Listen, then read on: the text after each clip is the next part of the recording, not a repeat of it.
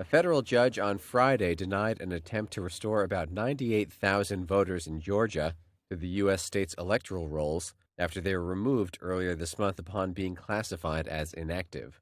Georgia's Secretary of State says he was maintaining a clean voter roll. Critics say the effort is tantamount to voter suppression, but U.S. District Judge Steve Jones said lead plaintiff Fair Fight Action, a voting rights nonprofit, did not establish that the Georgia Secretary of State's decision to cancel the voter registrations had violated the Constitution.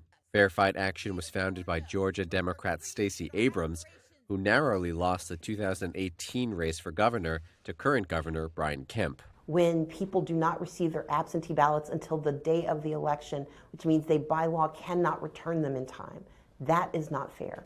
When areas of our state are overpopulated with machines and poor communities are completely denied access and authenticity in their elections, you cannot say it's fair. The organization said it was looking at additional legal options.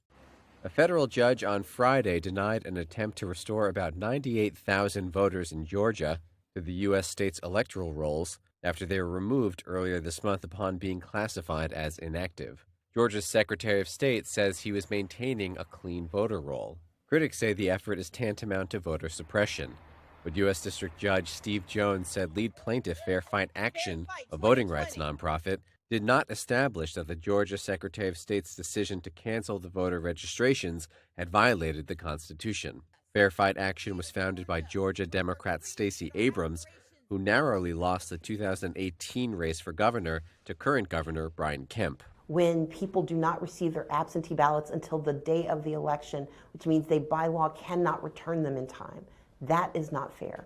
When areas of our state are overpopulated with machines and poor communities are completely denied access and authenticity in their elections, you cannot say it's fair. The organization said it was looking at additional legal options.